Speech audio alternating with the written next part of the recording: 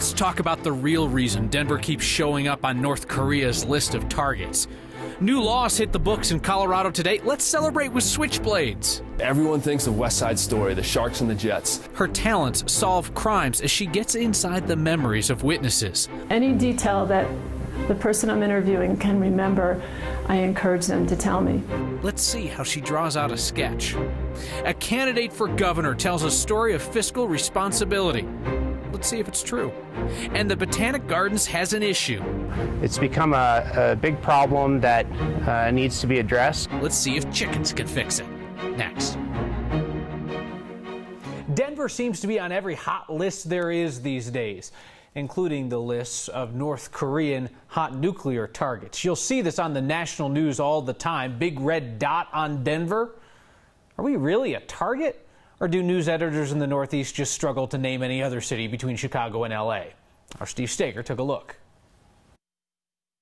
An intercontinental ballistic missile test, experts say, could reach U.S. cities as far east as Chicago. Yikes! Anyone else look at this map and get a little puzzled? Not saying Denver isn't a metropolis, but there are two much bigger metropolises on that map that you would think would be more likely targets. To North Koreans, Denver is not really a very interesting place. They don't know what's here. CU Professor Brian Toon makes us feel a little better. Denver is on the map just because there's a circle of range from North Korea, and the line sweeps through Denver and Los Angeles and Chicago.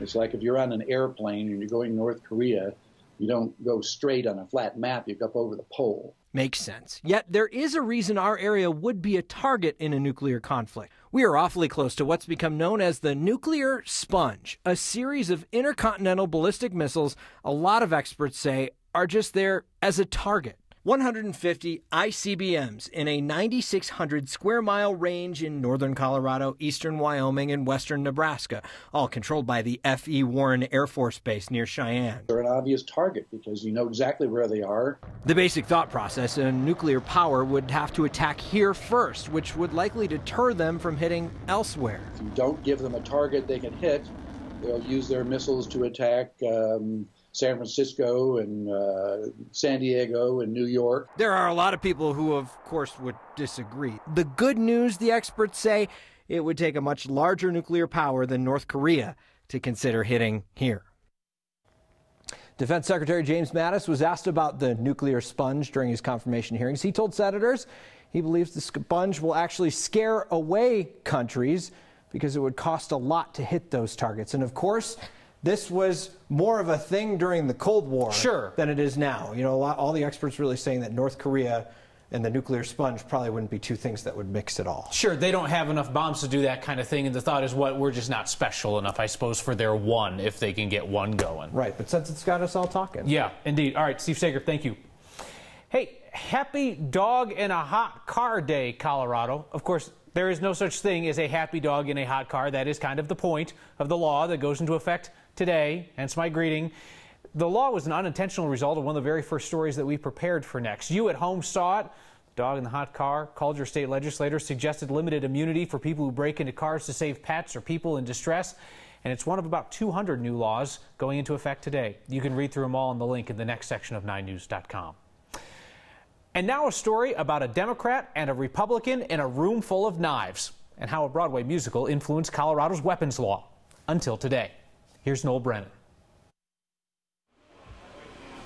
Do we have everybody? Inside a factory that pumps out 15,000 knives a month. Well, behind you we have some mass finishing equipment. There's a blade that's been blacklisted in Colorado. But it also has to look right and it has to feel right. Until today. I didn't know it was illegal until a couple of years ago. It was an archaic law that said that a knife that has a button to assist to open should be illegal in Colorado, which is crazy.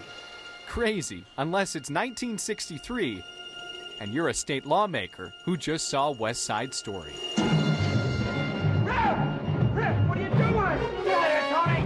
Everyone thinks of West Side Story, the Sharks and the Jets. State governments around the country started banning switchblades and gravity knives after West Side Story came out. They were going to prevent gang activity by banning switchblades. Sharks and Jets were divided. No, there was a lot of agreement on this one. But a Republican and Democrat agreed. Yeah, it was a bipartisan effort to repeal the ban and channel a classic at the Capitol. The law was passed based on West Side Story, and so of course they were snapping their fingers. And everyone started just doing the Sharks and the Jets thing from West Side Story. It's too soon to retire those moves, but an archaic law gets the cut. It was kind of a light moment at the Capitol. For Next, I'm Noel Brennan. These rollbacks are like a thing now. There are similar laws that have repealed bans on switchblades, passed in 13 states over the past 8 years. Our next question came up while we were on the road for a story. What does it take to adopt a highway? What kind of upkeep are you talking? Is it just a way to advertise? All right, so here's the lowdown from CDOT. Adopting a highway means that you commit to clean up both sides of it, 2 miles, minimum of 4 times a year. You sign up on CDOT's website. If you're approved, then your group has to go to a CDOT safety meeting, which sounds scintillating. They then provide you with the sign, the little shout out, the cleanup bags. They give you the safety vests, and anything cool you find along the side of the road is yours to keep. Most of the stuff you find is not that cool. Colorado's next governor won't be elected for another 15 months, which gives us plenty of time to verify every one of the candidates' claims. Like the story George Brockler likes to tell about fiscal responsibility. Marshall Zellinger sets out to verify the curious story of George Brockler's pay cut.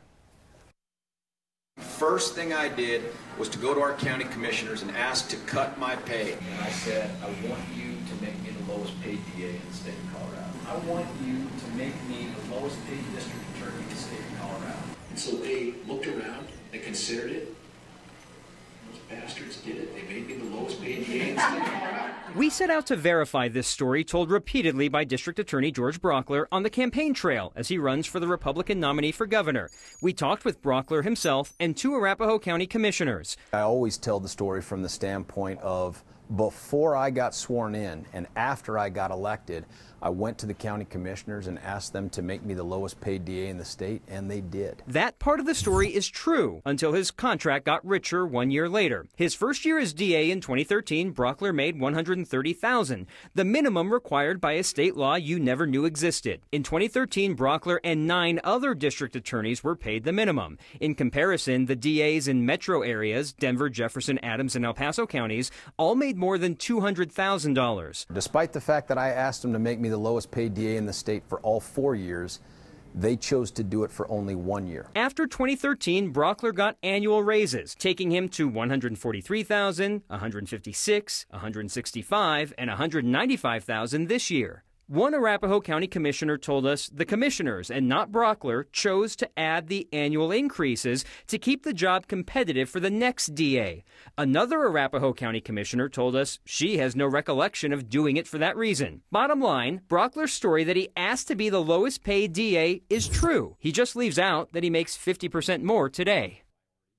Brockler also likes to say in his stories that if you're going to ask for a pay cut, tell your wife first, which he says he did not do 4 years ago. And so, Kyle, he's running for governor, which pays $90,000. I asked him if his wife knew that. She said that's the first question she asked him about once he said he was going to run. Yeah, cutting his pay in half if he wins. Congratulations. All right, Marshall, thank you. Next, we'll meet a woman who looks into the eyes of crime victims to see the suspects.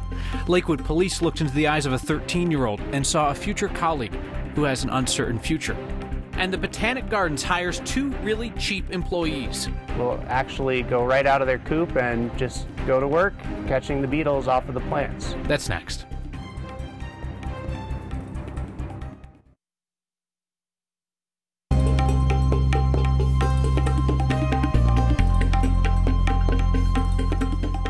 Welcome back. I'm meteorologist Kathy Sabin. Did you notice something different today? The sun. And we just touched 80 degrees, first time in a few days. I think 4 days maybe. Yeah, still cooler than average, but certainly a nicer afternoon. Although we're not out of the woods yet. There's some showers to the north of us that are tracking toward the south-southeast. Some of the storms south of us have held some hail today, a little thunder and lightning. And this cool, unsettled pattern continues right into the weekend. Tomorrow, another little shortwave crossing the state will mix things up for us, creating a severe weather scenario out on the far east central plain. Storm Prediction Center watching eastern Colorado for hail hail and maybe even rotating storms late in the day. So hang on to the rain gear and the light jacket. Temperatures again will continue below average. Tonight, mid-50s, kind of, well, partly cloudy, we'll call it. Still the chance of rain and some areas of fog. You'll wake up to that. We get almost to 80 tomorrow with a mix of clouds and sunshine, rain in the forecast, about 30 to 40% chance heading into the weekend. Temperatures trending below average right into early next week. And really just the cloud cover lately. I know the clouds are a pain, hard to get going, but they can be awfully pretty, Kyle. Kathy, thanks. The Denver Botanic Gardens has to keep those grounds looking great on a budget. So they found 2 new employees willing to work for chicken feed. Our Cody Broadway turns his lens on Lucy and Dolly. Find them. Find them. Found a... I'm Mario Bertelman with Denver Botanic Gardens. I'm a horticulturist here.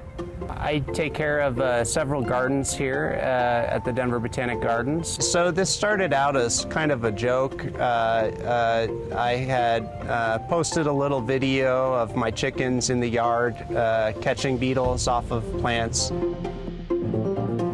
So kind of joked around with some of the coworkers and staff here about possibly renting out my chickens. And then had a few people here interested in trying it out in a few trouble spots. And so we decided to give it a shot and see if it would work.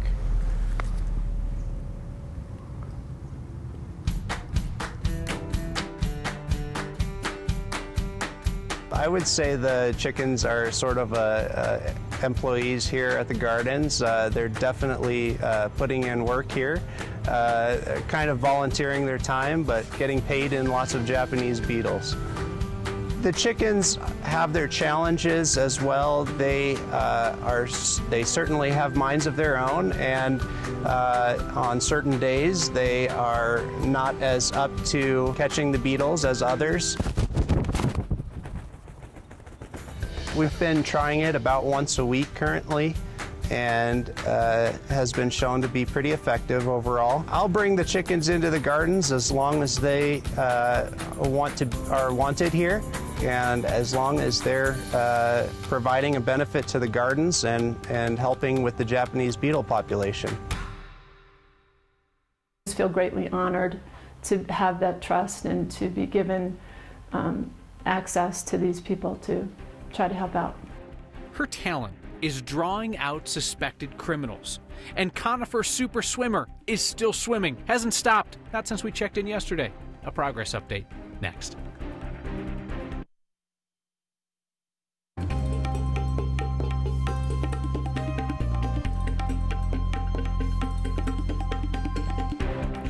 Next showcases the work of a lot of artists. But here is an artist whose work we rarely show, because we don't do the mugshots on parade routine of the usual TV news. But what she does is an art. Our photojournalist Chris Hansen shows us her work. I'm happiest when I'm doing something creative. Inside her studio, I work a lot in acrylic paint. Cynthia Marsh is surrounded by her artwork. Slight variation makes us look like an individual. Even with decades of experience, she's now doing work. No, never. No. She'd never thought she'd do. Yeah, it was a totally surprising twist and turn in my life. It all started with a joke inside a sheriff's office. And when I was leaving, I was joking around and said, well, if you ever need an artist at the police department, let me know. And she said, well, can you do portraits? And I said, yes. And she said, well, have you ever thought about being a sketch artist for the police? A sketch artist. It's a balance of a lot of different skills. As an artist, she's a perfectionist. The sketches really do need to be as detailed as possible. A perfectionist with an imperfect medium, memory. You know, a lot of times people that I've interviewed have only seen somebody for 30 seconds or, you know, a couple minutes. Sketches typically take 2 to 4 hours. Any detail that the person I'm interviewing can remember, I encourage them to tell me. Because recalling one memory may help recall another. Exactly. And basically, the sketch is done when the victim or the witness says it's done. After that point, it becomes evidence. Evidence that helped find these people. I think that when most people are not working within law enforcement, they have a preconceived notion of what cops are like or detectives are like. It's been such an honor to realize that these people are really good people and they're just trying to help. So next time you see a sketch, and it takes more skills than just doing a drawing. remember, behind that sketch, It takes a certain amount of listening, and caring. there's an artist. I just feel greatly honored to have that trust and to be given access to these people to try to help out. For Next, I'm Chris Hansen.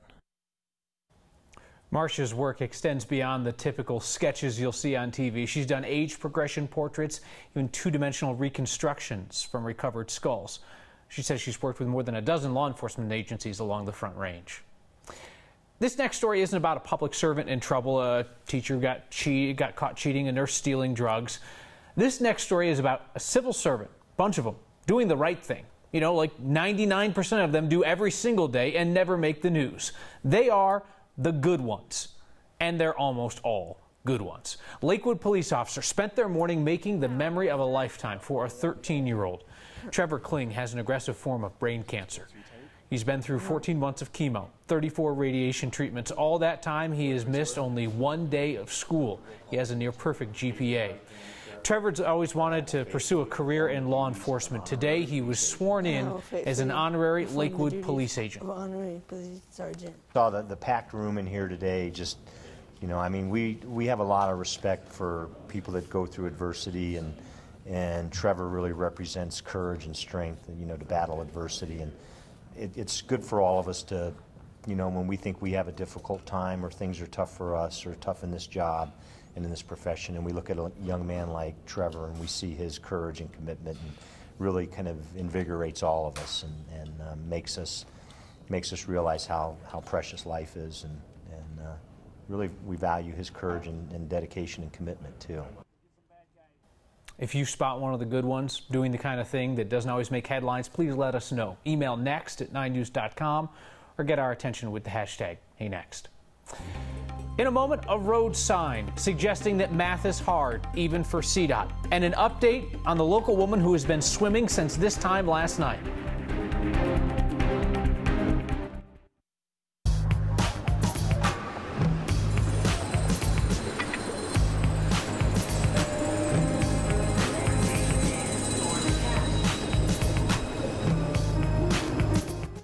Sarah Thomas is summoning something that most of us don't have inside us. A woman from Conifer is still swimming in Lake Champlain. She made it this morning past mile 83, and every unassisted mile beyond 83 is a new record. She's been swimming for nearly 60 hours straight.